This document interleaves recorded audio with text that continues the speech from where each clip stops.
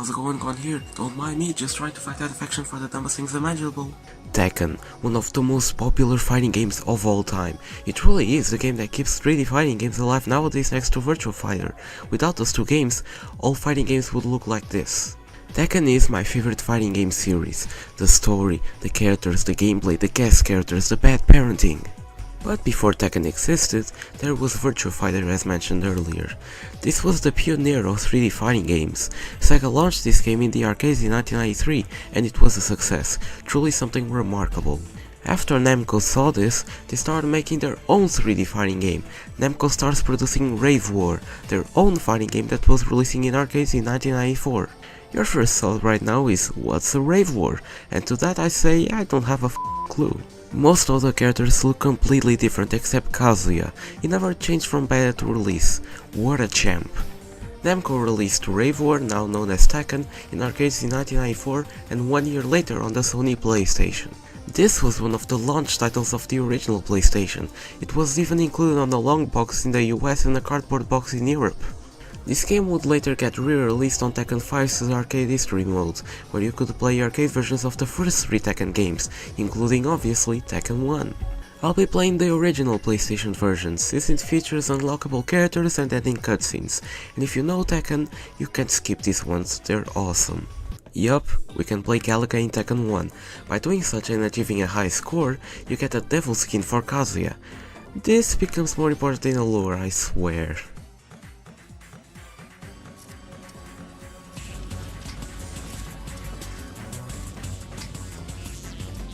God doesn't exist. Yeah, this didn't age that well, they look more scary than anything else. It looks scarier than modern horror films. So, what's the story of Tekken? There's this guy called Heihachi Mishima.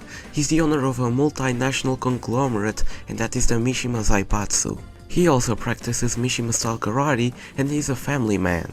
But when the 5-year-old Kazuya tries to beat up Heihachi because he killed his wife, for unknown reasons, they only tell us in Tekken 7, then Heihachi proceeds to throw his 5-year-old son out of a cliff.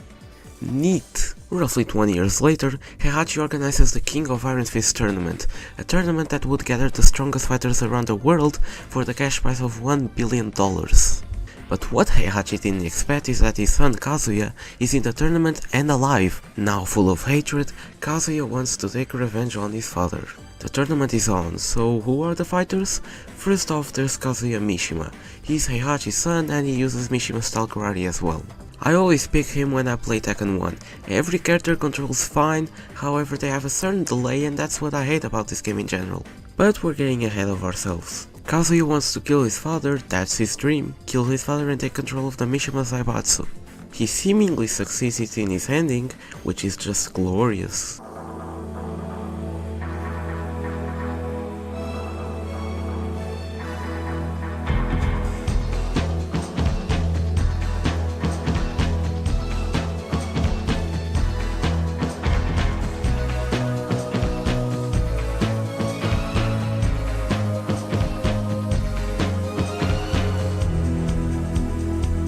That smile is never getting away from your head. I tried it before, it just doesn't come off. So you thought that Kazuya was the Ryu of Tekken, the hero of the story. But then this ending comes up and then you realize that he is as bad as the antagonist of the game. Up next, there's Paul Phoenix. He's just an average biker and he joined the tournament just to win the fight with Kazuya, because previously they fought, but it was a draw. His fight style is judo and he's a pretty easy character to use. His ending is just a training montage. Truly amazing. Oh god, these character select animations on the arcade version are terrifying. King is up next and he's a pro wrestler and he joined the tournament because he needs money for his orphanage, I guess. I use King a lot in the other games, but in this one, not that much. In his ending, he visits an orphanage that has real shrunken people. These are just staff members of the game, no doubt. Then there's Nina Williams. She joined the tournament just because she hates her sister, and she also is in the tournament. She uses an assassin fighting style, and I don't have much to say about Nina. Her ending is probably the weirdest of the game. Why did she do that? Every fighting game needs a Bruce Lee type character. Martial law is the case in Tekken. He uses Jeet Kune Do, and how do you trust someone like this? In his end... oh. He opened a dojo. Good for him. Jack is probably the creepiest Tekken character in the game. Only in this game though. Jack is a robot, so his fighting style is just sheer force. In his ending, it's revealed that there's more Jacks and they're locked somewhere, possibly foreshadowing Tekken 5. That's up for debate. Yoshimitsu is, according to the manual, a space ninja. He's also a human. Yoshimitsu uses Manji-style ninjutsu, and he's also a very good character. Yoshimitsu is also pretty interesting because his design changes every Tekken game. He never stays consistent. In his ending, Yoshimitsu just gives away the money Robin Hood style. There's also this cursed gremlin right here. Is he a kid or a dwarf? Michelle is, to be honest, the most forgettable character from the base roster. All the other characters are mainstays in every game, but Michelle only returned in 2 and nothing else. Her fighting style is a mixture of different Chinese martial arts, and she uses a lot of wrestling moves, especially in Tekken 1. In her ending, she gets home. Good for her. Every character also has their own sub-boss that becomes a playable character. First off, there's Kuma, he's unlocked with Paul.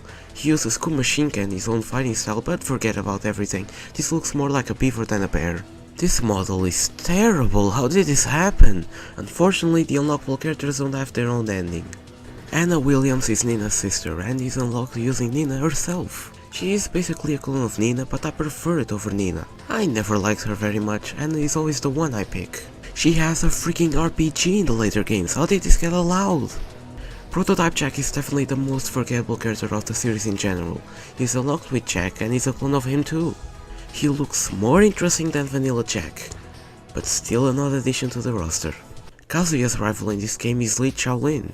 Lee is Heihachi's adopted child. He adopted Lee just so Kazuya had a rival. Imagine being as bad in parenting as Heihachi. Lee is a clone of Kazuya and sounds like him as well. Lee only became an interesting character games later. Armor King is King's rival and also a clone. He's just like King with a different color.